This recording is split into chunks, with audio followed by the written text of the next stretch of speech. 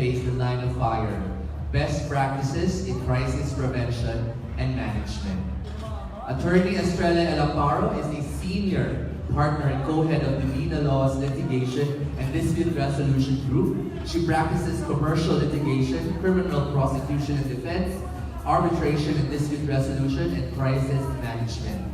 She pioneered and currently heads the firm's crisis management and communications department, a unique practice group catering to the legal and public relations requirements of clients embroiled in crisis situations. Among the top female lawyers in the Southeast Asia region, Estrella was awarded the first Woman Lawyer of the Year award at the Asian Legal Business Southeast Asia Law Awards in Singapore, a testament to her sterling legal career, integrity, and grit. Please give a round of applause for Attorney Estrella Elamparo.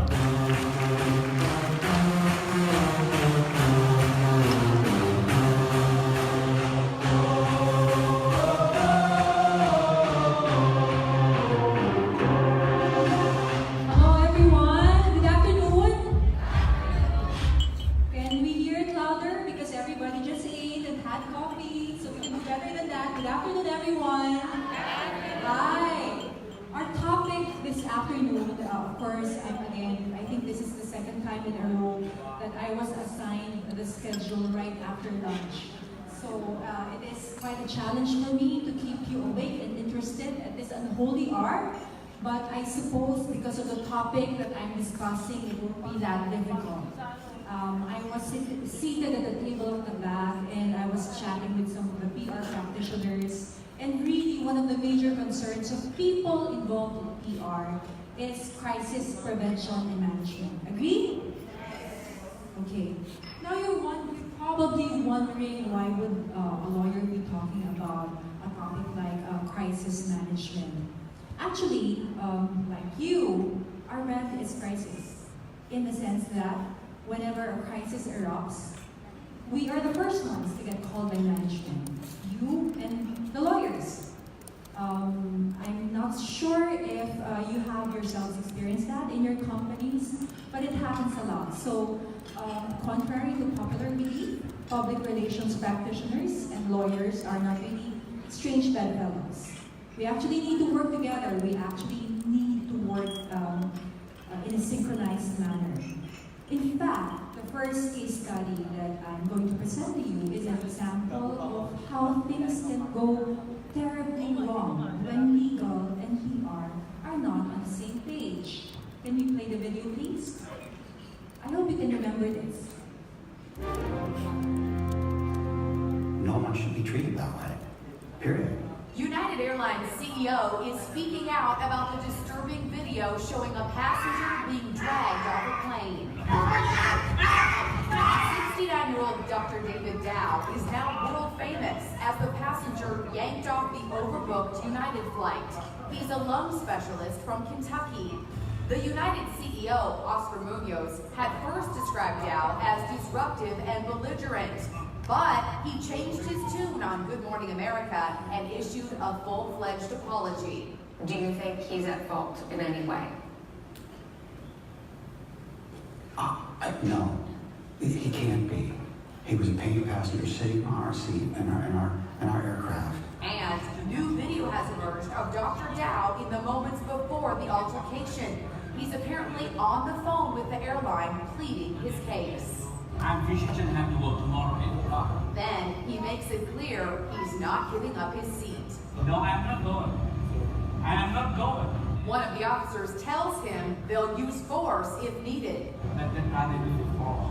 My mental of choose to get United Airlines. Then an officer threatens him with jail. I'm not going. I stay right there. That's when all hell broke loose. United CEO is promising this scene will never be repeated again. To remove a booked, paid seating passenger, we can't do that. Okay. Does everybody remember that incident? This happened, I think, sometime last year. And a lot of PR experts have used that case as a best example of how not to handle a crisis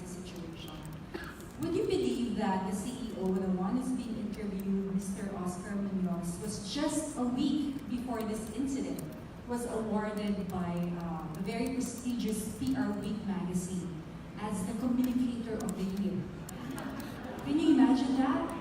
So he was awarded, I think, first week of April, and this happened second week of April 2017. And in fact, after the incident happened, the editor-in-chief of PR Week USA said that had the incident happened before the awarding ceremony, they wouldn't have given that award to the CEO, Oscar Munoz. And we can all see why.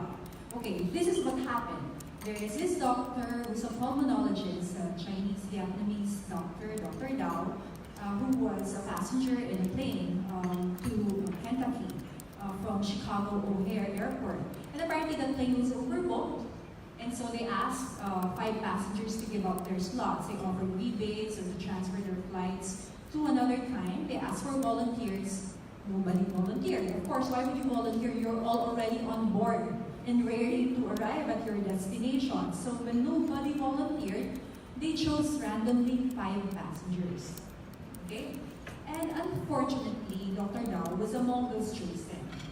The 4 other passengers randomly chosen acceded, agreed, and peacefully declined.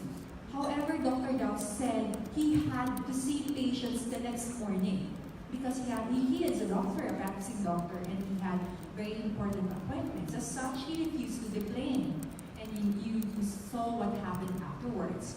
He was forcibly yanked out of his seat, and as a result, he hit his head on an armrest, I think. His nose was broken, his teeth were broken, and he was dragged like an animal off the plane, and he was shouting and screaming.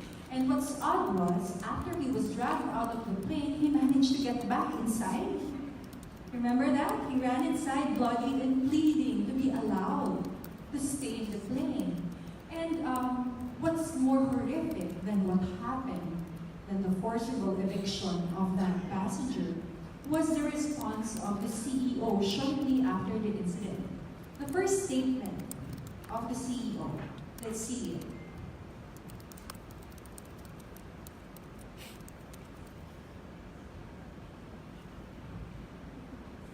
Can we put the next slide, please? The next slide. Yes. The first statement of the CEO was an apology to the other passengers of the plane for having witnessed that horrific incident. In fact, the CEO did not even address the victim, Dr. Dao.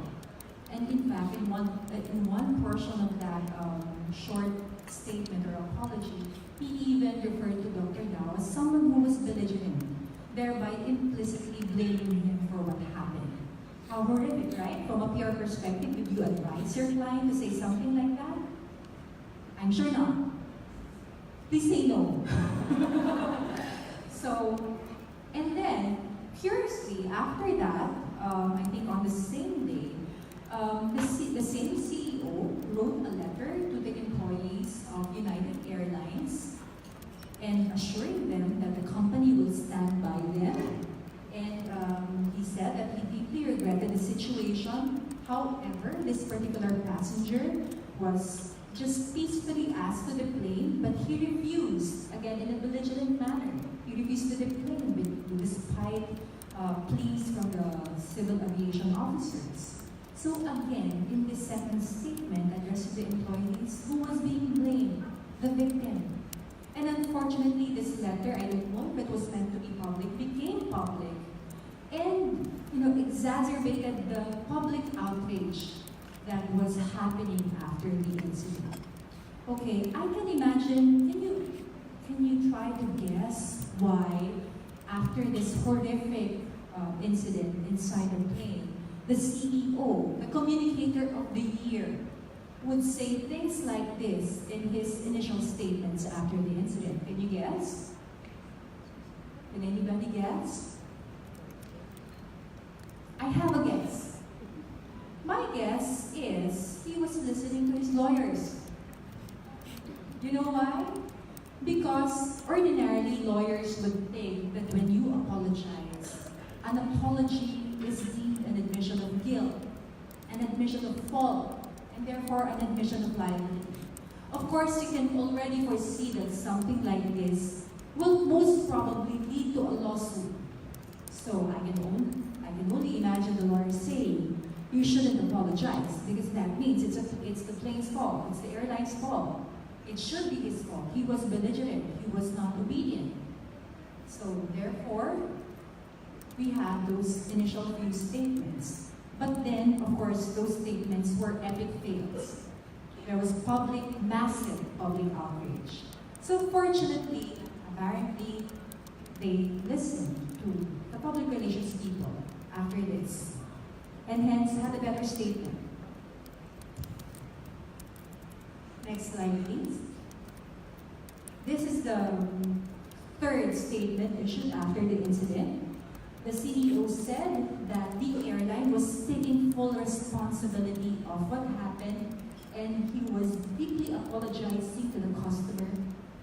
But unfortunately, the name Dr. Gao, who was forcibly removed, and to all the customers on board, no one should be treated this way, according to the CEO, Oscar Munoz. So he finally got it right. Okay? So this is a very interesting case study because it shows to me how the legal and the PR, whose interest is actually to protect the client, can disagree in a manner that can actually result in a more serious disaster for the client. So it is very important for the PR and legal to be on the same page. We have other interesting examples of crisis here. These examples are true to life stories. I don't know if you can identify them. It might have happened to the companies that you're connected with. Actually, this happens quite often. The tanker of an oil company figures in a massive oil spill. This happens once in a while. So if you're the owner of an oil company or a tanker company, this is something that you can already anticipate. This is also a true story. A software of an IT company, a major IT company, provided to a major government agency, inexplicably crashed and halted the transaction in that government agency for several days. True story. Another true story. A certain type of vehicle manufactured by a company is said to be suffering from sudden unintended acceleration. And there were calls for a recall, and there were speculations of lawsuits being filed. Again, true story. It can be something as innocuous as this. Have you seen this crisis was started by a billboard advertisement. It says, nakatikim ka na ba ng 15 anyos? And that caused public outrage. An advertisement of your liquor company causes massive uproar among netizens. Okay. So things as simple as an advertisement can actually cause a crisis. So how do we define a crisis? A crisis, I've seen many definitions in many materials and literature, and I think this is the most and simplest definition of what a crisis is. Part of solving a crisis situation is identifying a crisis, so it's important to know what a crisis is. A crisis is a low probability, high impact event that impacts on the viability of one organization and is characterized by the necessity of swift decision making. Low probability, high impact that affects the viability of an organization. What are the elements of a crisis? It is a threat to the organization. Apart from being a threat, there is also that element of surprise. This is usually not expected, although it can be anticipated. This is something that is usually not expected. It can be foreseen somewhat. And third is the short decision time. When a crisis happens, you usually don't have the luxury of time. That's why there is that crucial need to prepare before a crisis actually happens. You don't prepare for a crisis when it has already erupted. Of course, when we say crisis, it doesn't have to be something earth-shaking or life-threatening. In all, it can be anything that can damage the reputation or the bottom line of your company. It can be a labor disruption, there's a strike of employees, it can be a product recall, it can be a natural calamity, or for instance, your computer system breaks down. The list is actually endless, and all these are potential sources of crisis. What matters is we recognize that things like this are of great importance to the company's stakeholders. When we say stakeholders, of course, that includes the company's owners, the company's employees, consumers, and the community as a whole. The sources of a crisis can be both internal or external. What's an example of internal source of crisis? Mismanagement. That's an internal source of crisis. Or maybe even employee sabotage. You're working in a restaurant, a waiter puts a cockroach on the order of one of the customers. That's employee sabotage. It's caused internally. It can be external.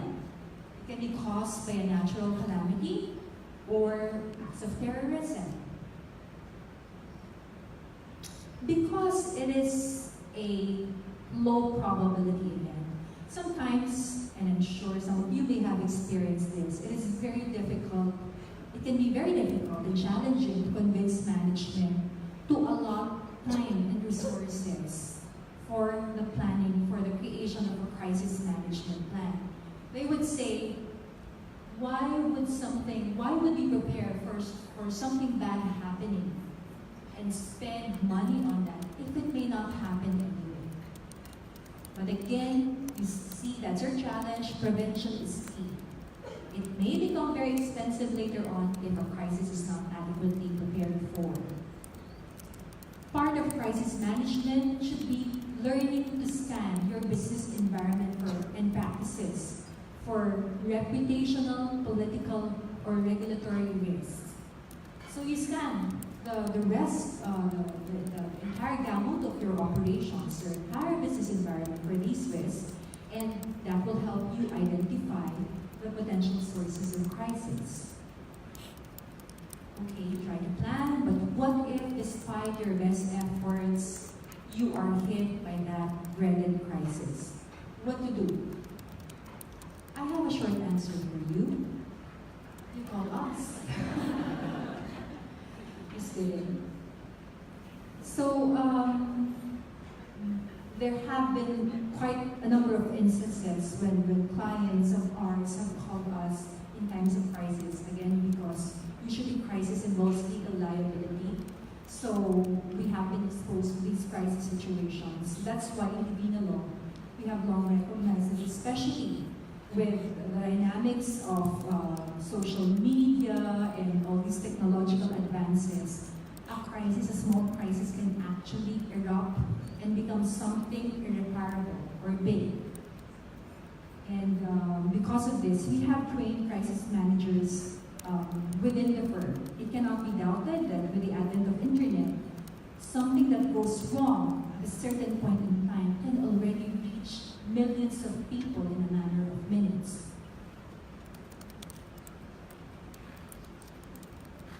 Especially for those dealing with goods and services, you know how easy it is nowadays for a user of your goods and services to go online and post a blog or a video or even just a Facebook post giving a negative review or reaction of your product. And that negative reaction or review can already affect your business substantially. You know, I was surprised, I was shocked. I'm not really into these YouTube videos, but my two sons are. And you know, these people who review products and services on YouTube, I was shocked that they have hundreds of thousands of followers. And all they do is post videos of products that they review periodically. their channels. And people actually listen to them, and they have high credibility rating from apparently from their subscribers. This can mean immediate reputational damage, which if not addressed properly may become irreparable. We know that winning in the court of public opinion is sometimes as important, if not more important, than winning in court. So it's very important for crisis managers to try to nip the crisis in the bud and even prevent the dispute or the controversy or the crisis from becoming a full-blown litigation. In the case of Dr. Dow, by the way, United Airlines, I think a few days, within the month, a few days after the incident happened, an amicable settlement was reached, an out-of-court settlement was reached. Again, I think it was good thinking on the part of United Airlines. It was not disclosed how much was paid to Dr. Dow, but according to certain reports, Dr. Dow was paid $140 million. So can you see, I think that a huge part of that $140 million settlement are also due to the pronouncements, the hurtful and disparaging pronouncements that were issued right after the event. It could have been lesser if it were handled properly. I don't want to toot my own horn here, but the lawyer actually plays an important role in crisis management because of the nature of our job. Lawyers develop what is called a crisis mindset. We are often asked to identify the worst case scenarios and provide solutions for those worst case scenarios. In fact, sometimes we are referred to as firefighters because we're expected to put out fires just as you are in the PR field. Moreover, a crisis often involves legal liability, like I said. So it's very important that the lawyer is on board early on in a crisis situation. But of course, a lawyer is probably just one component of what we call a crisis management team. So there are two things that we need to put in place for crisis management prevention. That would be a crisis management plan. We need to have a crisis management plan, and we need to have a crisis management team. The crisis management plan is not necessarily prepared by the crisis management team. It may be prepared by somebody else. But it is a crisis management team that implements the crisis management plan when the crisis happens.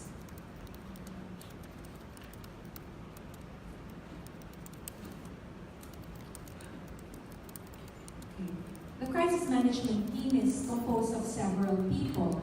Of course, I've already mentioned the lawyer.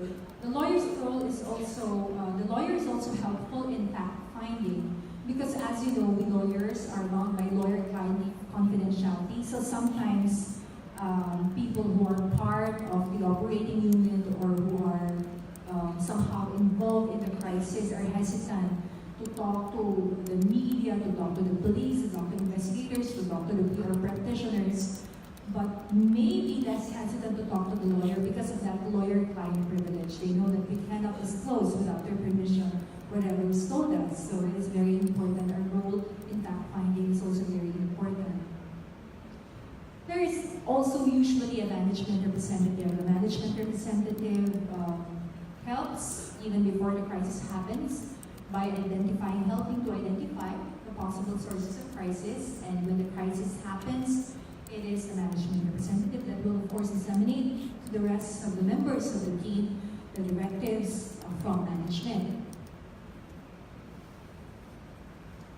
There is also usually a member from the operating unit concerned. So if the operating unit is concerned is from IT, so remember that usually the head or the high-ranking officer of the IT department will be made part of the crisis management team if the crisis is IT related. The representative of the operating unit is involved in post-crisis immediate fact-finding. Of course, if it happens in your IT department, who will be involved in trying to find out why the hardware crashed?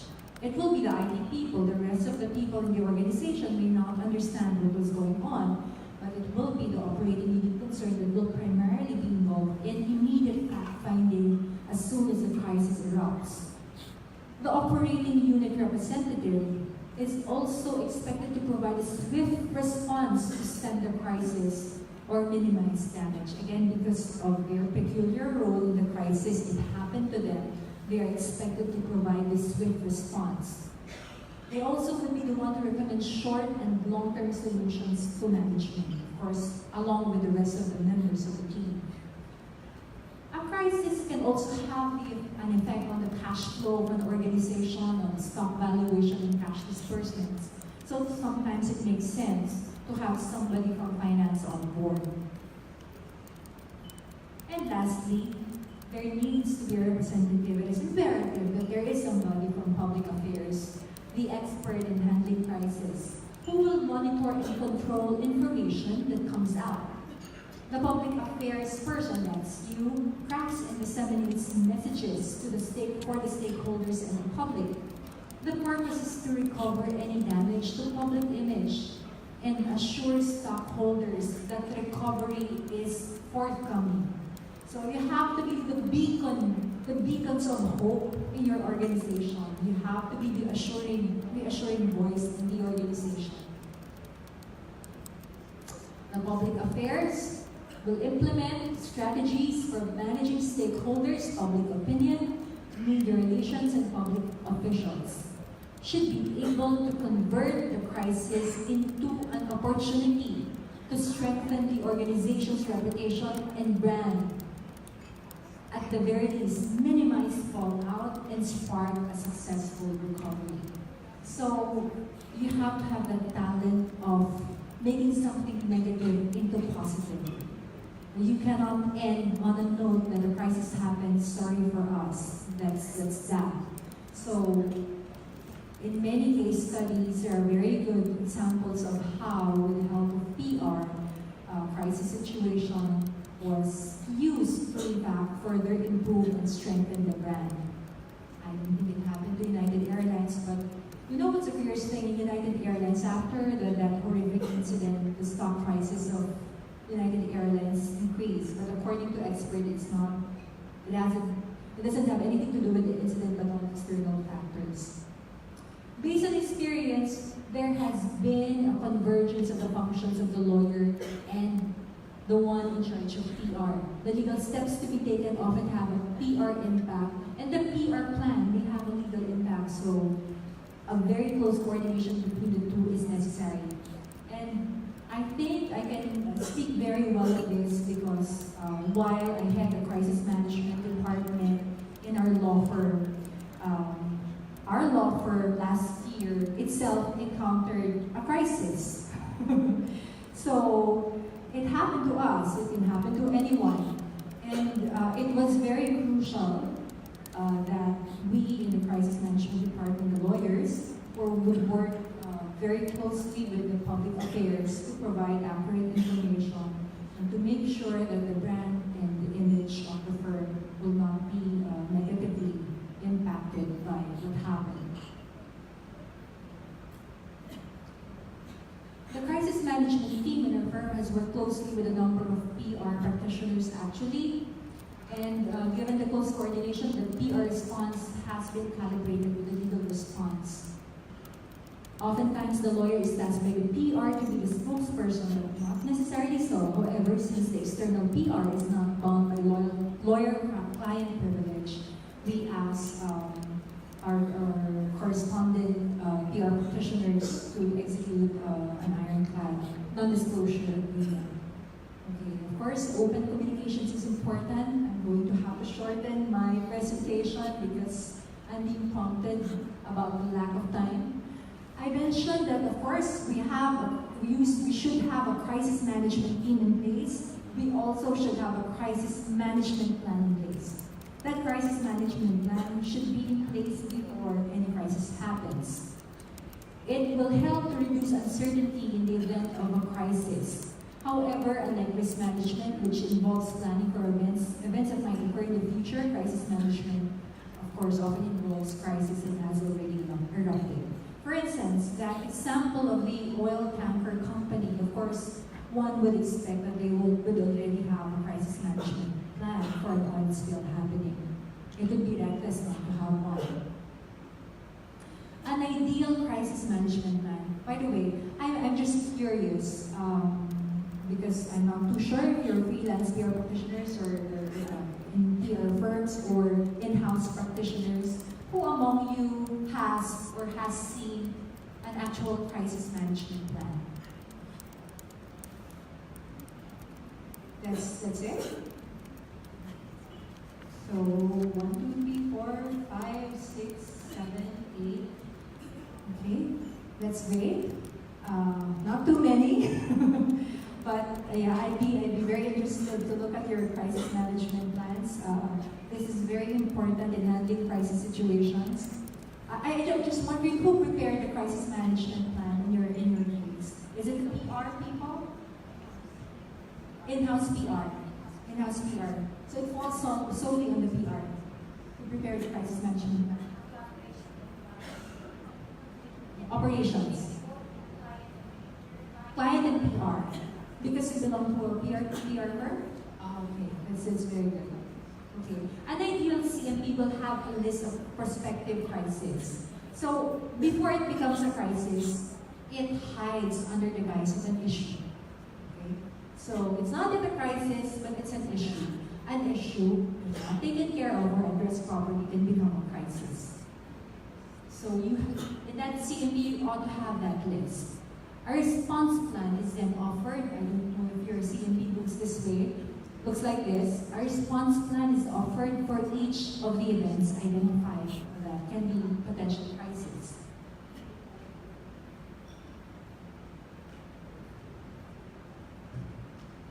My time's up. Could I extend for a minute or two? Okay. Next slide, please. Okay. The crisis management plan usually involves a flow chart or a step-by-step of what needs to be undertaken when a contingency occurs, although this should be flexible enough to be adaptive or adaptable to specific situations. So you actually have a flow chart. Step 1, step 2, step 3. It can be vague, it can be unclear, it has to be categorical because when a crisis happens, you pull out that crisis management plan. And you should be able to follow those steps easily without having to consult, sino nga ba gumawa nito? Hindi ko naiintindihan to, what does this mean? So in order to ensure that the flowchart or the protocol is clear to all, we recommend that you conduct drills implementing this protocol. So mag-practice, kunwari the crisis happens, and the crisis management team has to be constituted and activated, and this protocol will have to be followed. To make sure that the crisis management plan is actually feasible and working, it's best to have those drills. Since crisis management is a situation-based management system, of course it has to be understandable, like I said. The response shall encompass the following 4 major areas: crisis prevention, crisis assessment, crisis handling, and of course, most importantly, crisis termination. Huwag niyong kalimutan yan sa protocol. Kailangan ma-terminate yung crisis. Diba? Okay, and these are the stages of crisis. We'll just identify, we'll just go through it very briefly. Signal detection, okay? Stages of crisis. Of course, there are red flags that you can identify right away. This is going to evolve into a crisis. For instance, the client calls you. We have a labor dispute, and it seems that the employees are threatening to go on strike. That's already a red flag. So you have to detect those signals. Kaya, there was a gas leak in our factory, in our plant. Again, that's a red flag. You have to detect that signal. Preparation and prevention. Following the points identified in the signal detection stage, the team now has the ability to predict what is going to happen. The fact-finding process at this stage is triggered. It is crucial that when the crisis happens, you have all the facts at your disposal. It's better to do the fact-finding before the crisis happens. You will scamper for all this information and all the facts after it has already erupted.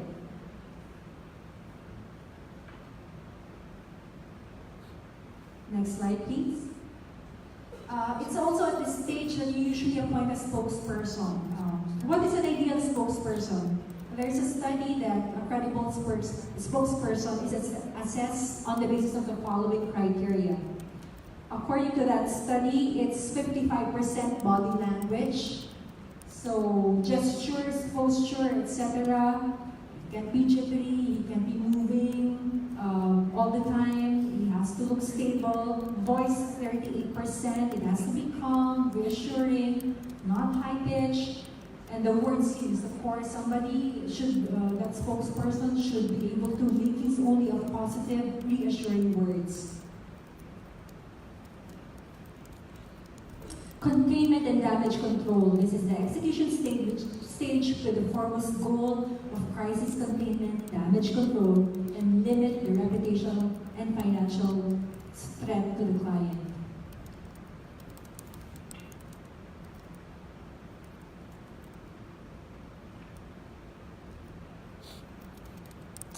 Okay, some tips before I end the presentation. Some tips to those involved in crisis management and those who will speak on behalf of the company. Don't lie, because it can blow up in your face. If you lie to the media, to the stakeholders, to the public, and it's found out that you lied, it becomes a bigger problem. Don't place blame, especially at the initiatory stages of the crisis. It is often very difficult to find out the root cause of the problem, so placing blame is not only improper, it's dangerous, and can be a source of possible legal liability. Resist being overly defensive, just like what happened with the United Airlines CEO. He was overly defensive because, again, that shows that you are insensitive, that you are not concerned about the plight of your customers. Don't speculate, self-explanatory. Provide timely and accurate information. If you don't, rumors might just go around. Demonstrate concern for safety and lives. And of course, maintain a positive image. It is crucial to keep stakeholders informed, establish open communications, update the media and regulators of relevant matters. Okay, I think I've taken up more of my time than necessary. So if you have questions, I'd be more than happy to answer them. You can contact me or email me to the organizers. And if you have questions, I'll be more than happy to respond to them. Thank you. Everyone, please. Attorney, you have one. I have one that I saw that on screen. Attorney, there may be some cases where PR and legal may have different approaches in managing a crisis. In such instance, how is this difference best resolved? It's management that will decide. Usually what happens is, of course, the PR will make its argument, will make its case, and legal will express its concerns. I've not seen an instance when the cannot actually come to a compromise somewhat. So usually a compromise is arrived at, but in such an extreme case, it will be management's call. Their call is indeed. Everyone, please give a round of applause